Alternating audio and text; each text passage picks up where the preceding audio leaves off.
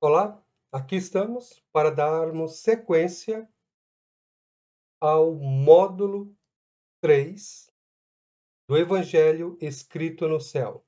Hoje, o módulo 3, vamos refletir sobre o signo de Libra, você e eu.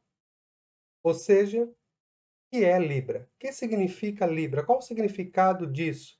Quando eu digo Libra e balança, eu estou dizendo a mesma coisa ou são coisas distintas? Seja bem-vindo ao módulo 3. Sou Oséias Souza, idealizador do THI e professor aqui na casa.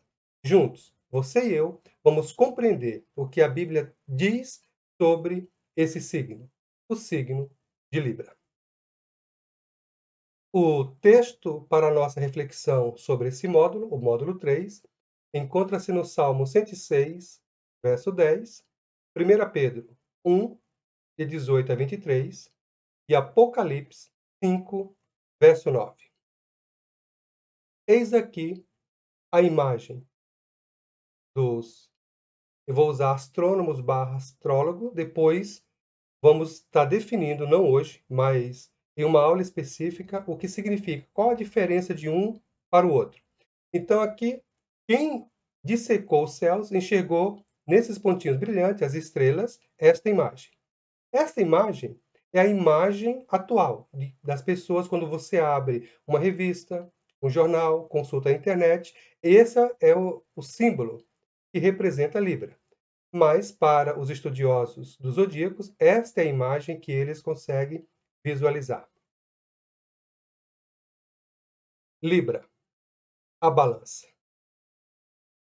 Lembre-se, podemos fixar os olhos nas estrelas o tempo necessário, quanto tempo você quiser, e não veremos a imagem da balança, conforme visto outrora por alguém. Alguém enxergou, nesses pontinhos fazendo a ligação, esta imagem.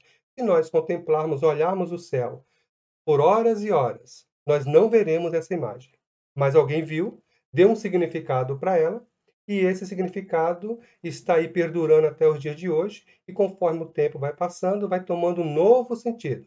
O nosso foco aqui é restaurar a origem dessa mensagem, que é pré-diluviano e prossegue até o dia de hoje. E o mundo todo conhece graças aos gregos. Mas o nosso foco é aquilo que Deus criou e a sua palavra escrita, sua palavra revelada. Agora uma pergunta. E tem uma balança Libra com o plano da redenção revelado nas Escrituras?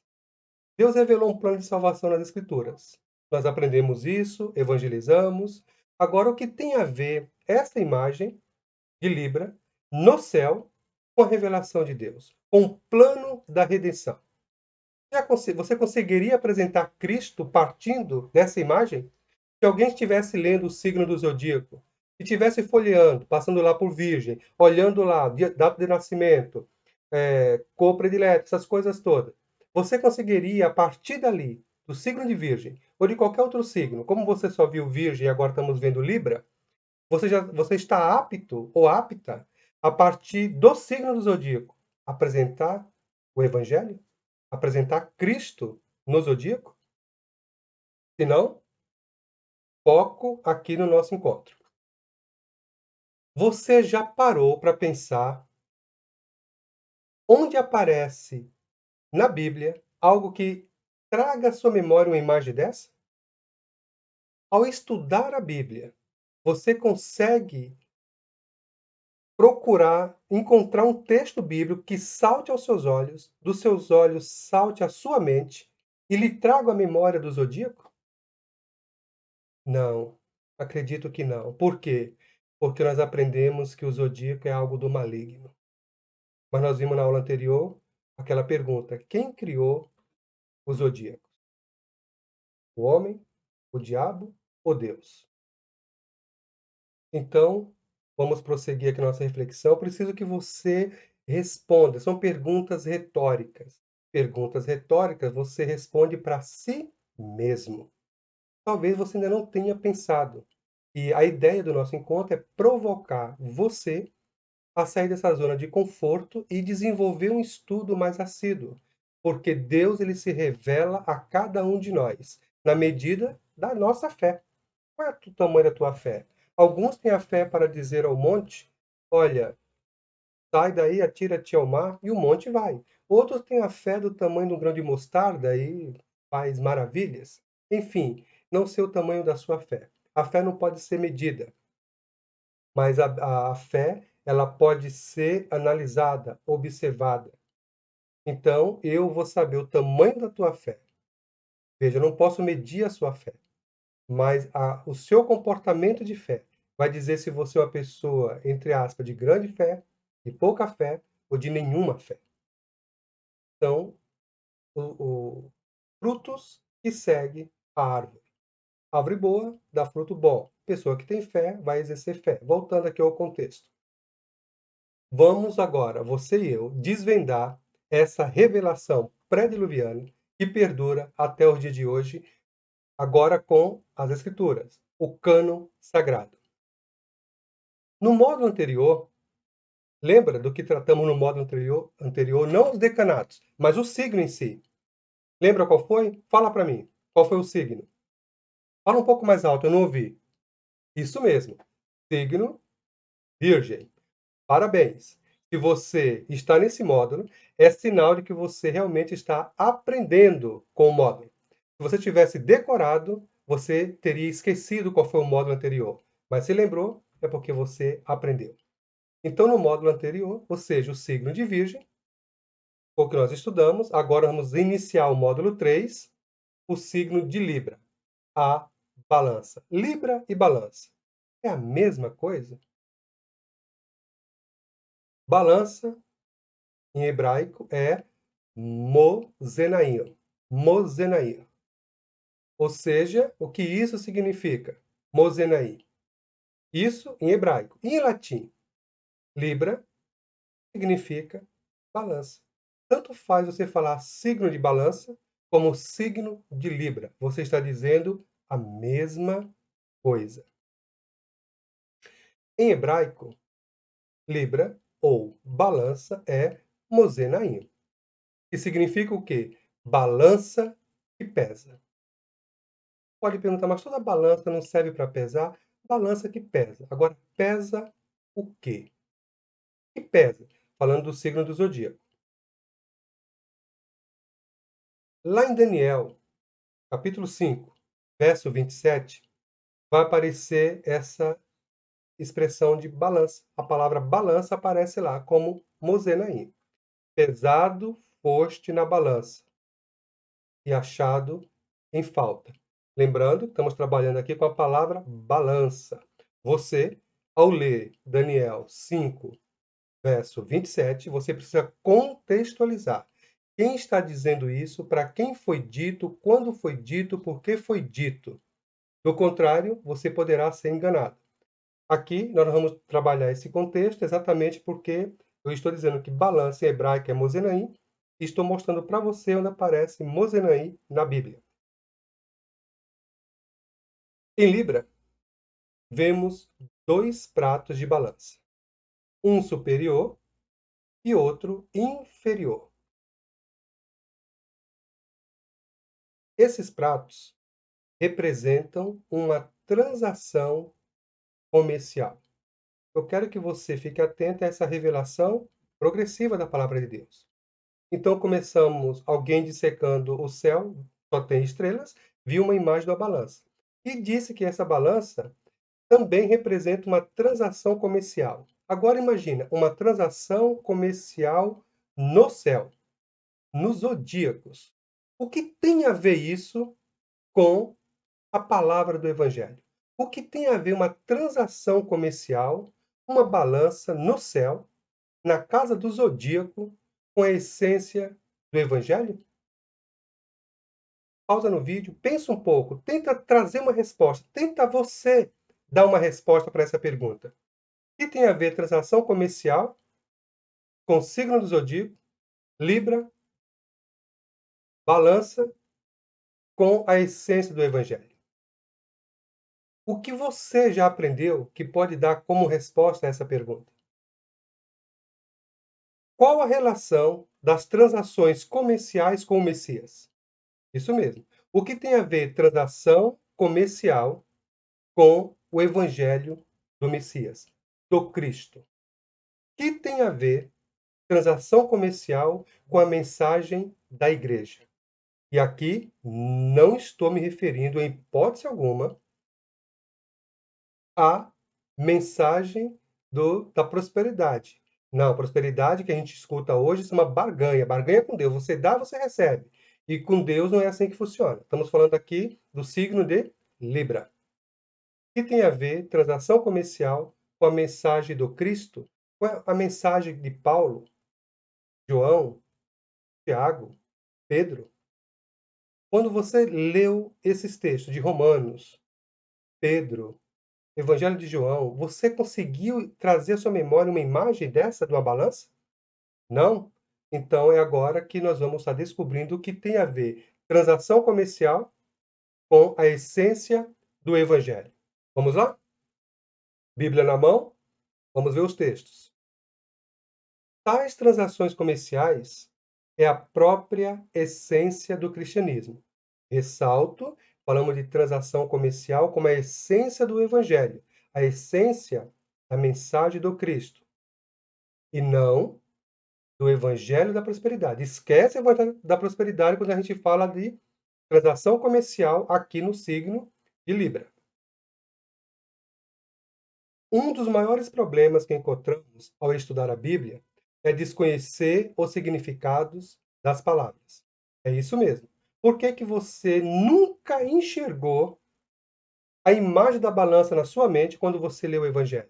Primeiro, porque nós fomos deseducados nas Escrituras. Agora, nós estamos sendo reeducados nas Escrituras, não educados. Nós somos deseducados e agora estamos sendo reeducados. Porque Deus já deu sua palavra, nós deveríamos ter aprendido, mas por algum motivo não tivemos esse privilégio. Estamos tendo o privilégio agora. E agora estamos nos reeducando com a palavra de Deus sobre a essência do Evangelho, sobre o significado das palavras que estão no cânon. E agora vamos tentar enxergar tais coisas. Em algum momento de nossas vidas, dizemos que Cristo nos redimiu dos nossos pecados, correto? Você já disse isso para si mesmo? Você já ouviu isso de alguém, que Cristo nos redimiu? Se você já ouviu, talvez você não tenha entendido o que isso significa, não tenha contemplado a sua memória, não tenha desenhado essa balança, porque você desconhece a etimologia das palavras.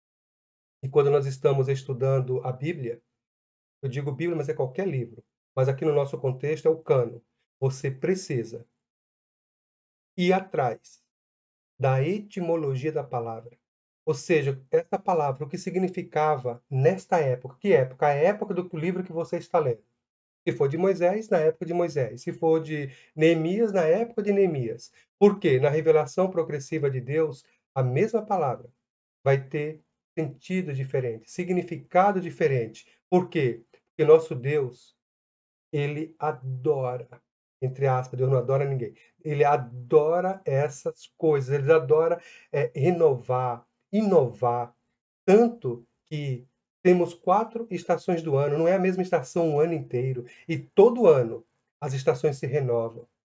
E assim também é a graça de Deus, que se renova e nos renova a cada dia. Por que você acha que a palavra de Deus vai ficar estagnada, parada, tendo um único sentido a vida toda? Então, quando Deus se revela a Moisés, em 1400 antes de Cristo, ele usa uma palavra. Essa mesma palavra, quando ele vai trabalhar com Isaías, a mesma palavra que aparece em Gênesis, lá em Isaías vai ter um outro significado, porque Isaías já está muito tempo depois de Moisés. Quando aquela palavra é passada para a Septuaginta e, por sua vez, é utilizada pelos apóstolos, ela vai ter um novo contexto. A palavra é a mesma, mas o sentido é outro. Por isso o perigo de dizer que essa palavra na Bíblia significa a mesma coisa. Não, ela muda. Nosso Deus é um Deus que está em constante mudança. A palavra dele é a mesma, a essência é a mesma, mas o significado está sempre mudando. Estamos vendo isso aqui nesse módulo 3. Então, Cristo nos redimiu. Foi a pergunta. Já ouviu isso? Já falou isso para alguém? Alguém já disse isso para você? Na mensagem do Cristo? O que significa a palavra redenção? Para você, Cristo redimiu? Redimiu do quê? O que é isso? O que isso significa? Celebramos a redenção que Jesus Cristo nos concedeu. Celebramos isso. Olha, fui redimido, nada disso vai mais me afetar, porque sou a nova criatura. Mas o que é que nós estamos dizendo? De novo, observe que isso não é teologia, isso é gramática de língua portuguesa. Redenção. Cristo nos redimiu. A palavra redenção e os seus derivados. Cristo nos redimiu. É isso. Redenção é oriundo do latim empácio, que significa comprar ou adquirir.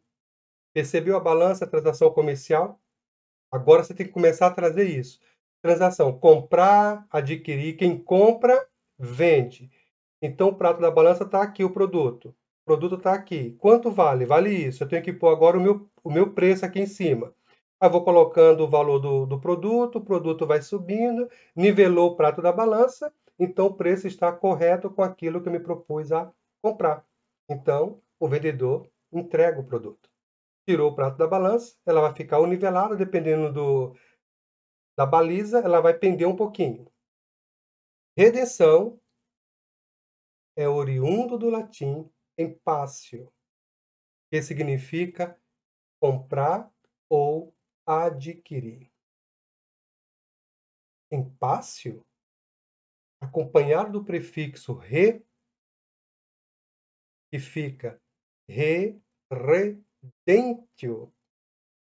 O de é inserido simplesmente em razão da eufonia, de modo que não haja dois es em sequência. Observe que o de aqui é para não ficar dessa forma. Reentio, reentio. Então, o de é para eufonia, para dar um som mais agradável. Redentio. Para que serve o de? Para evitar a repetição de dois es. E o que é re? Por que nós temos o re aqui no nosso contexto? Redentio ou redenção significa comprar de novo. Olha que extraordinário. Já pertencia a algo ou alguém. Esse algo ou alguém se perdeu. E o dono precisou adquirir, comprar de novo. Por quê? Comprar o quê? Agora você precisa trazer à sua memória toda a mensagem do Evangelho de Gênesis até Apocalipse. Não é só de Gênesis a Jesus, é de Gênesis a Apocalipse. Essa é a mensagem que está por trás dos signos do zodíaco. Cristo comprou de novo os que estavam sob a dívida do pecado. Os remiu do poder do inimigo. Salmo 106, verso 10. Cuidado para não se perder, que eu estou falando Cristo e Salmo. O Salmo não fala de Cristo, estou dizendo que Cristo nos comprou. E estou dando um exemplo desde a antiguidade, desde a antiga aliança, Torá, Antigo Testamento, que já aparece a palavra remir, aqui no Salmo 106, verso 10. Então, não estamos trabalhando aqui com o Evangelho, mas a palavra libra, balança, o seu significado e como isso é desenvolvido no cânon, na palavra inspirada, na palavra escrita. Remir significa pagar o preço, resgatar, comprar de volta o que se havia perdido. Cristo é o grande redentor. Em Libra, da forma que se encontra diante de nós, está todo o tema da redenção da nova aliança, ou do Novo Testamento, como você preferir. Aqui, novamente, com essa informação, trazendo à memória aquela imagem inicial, a balança, fica de olho nela, pode dar pausa no vídeo, contempla, verifica bem essa imagem, é com essa imagem que nós vamos trabalhar, e não aquele símbolo atual que deram para o signo de Libra. Há 3 brilhantes estrelas que se destacam nessa constelação, que sintetiza toda a história narrada na Nova Aliança. 1. A estrela mais brilhante do prato inferior, agora você identifica a estrela mais brilhante, lembra que a balança está em um desnível, o prato inferior, a parte de baixo, chama-se Zuben Elgnobi, que significa o preço insuficiente. É a figura de um homem, essa é a ideia, quem dissecou os céus, foi esse o significado que deram à época. É a figura de um homem pesado na balança e encontrado em falta, arruinado e condenado. Homem com a vida contada e achado totalmente na vaidade, absolutamente em falta e insuficiente para preencher os requisitos de Deus. 2. No prato superior, há outra estrela brilhante, que se chama Zuben Elksmali, que significa o preço que cobre. Então, de baixo é um preço suficiente. Prato de cima, o preço que cobre. Jesus Cristo é o preço que cobre. Quando Cristo é colocado na balança, temos aí o peso que, na verdade, nos torna aceitáveis aos olhos de Deus. Em Apocalipse 5, verso 9, temos: E entoavam novo cântico, dizendo: Digno és, porque foste morto e com o teu sangue nos compraste para Deus. Qual foi o preço que Jesus pagou pelos demais seres humanos? Cristo é o sublime Redentor que nos comprou com seu próprio sangue na cruz. Onde nós identificamos isso? Em 1 Pedro 1, de 18 a 23. Pausa no vídeo, dê uma lida em 1 Pedro 1, de 18 a 23. Depois retorne ao vídeo. Vou aguardar você. Viu? Lá em 1 Pedro? Agora que você leu, vamos prosseguir. 3. Vimos tópico 1, tópico 2, agora o tópico 3. Outra estrela interessante, bem fora da parte de baixo do prato, chama-se Zuben Elakrab, que significa o preço do conflito. Observe que os nomes são bem sugestivos. E esse nome não sou eu que estou definindo. Quem dissecou os céus conseguiu enxergar uma transação comercial no céu e disse o que significava essa balança. E essa transação é o quê? É o homem comprando o homem pagando o preço pelo homem. Mas que homem é esse? Significa, essa segunda estrela, significa quanto custou ao Messias, o Redentor, comprar essa cobertura para nós. Observemos que essa transação comercial acha-se no próprio âmago do Evangelho de Jesus Cristo, o Redentor que nos comprou de volta com seu precioso sangue, retirando-nos do reino da morte, do pecado e de Satanás para o seu reino de luz. Em alguma das imagens antigas do zodíaco, o prato inferior encontra-se na garra de Escorpião, sendo uma das 7 representações de Satanás.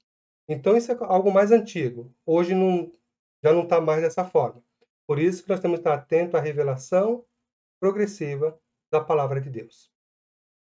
Antes de analisarmos os decanatos do signo de Libra, lembra, cada signo tem seus decanatos, estamos analisando 3 em cada módulo. Não podemos esquecer que o que estamos refletindo aqui, no signo de Libra, é a pregação do Evangelho. Exatamente, o Evangelho canônico, o Evangelho que está escrito na palavra de Deus, a palavra revelada, conforme foi escrito no céu pelas mãos de Deus. Então nós estamos vendo aqui o que foi escrito no céu e depois como que isso foi escrito através dos apóstolos, dos profetas, e a revelação geral. Observa que isso que nós estamos vendo chama revelação geral. Por que geral? Porque Deus revelou para todos os povos. Observe que isso passou pela Babilônia, o que? Os zodíacos, eles conheciam, dissecavam os céus, o Egito, os gregos, os romanos. Então, ou seja, todos os povos têm acesso a essa informação, por isso que chama revelação geral. E também temos chamado revelação especial.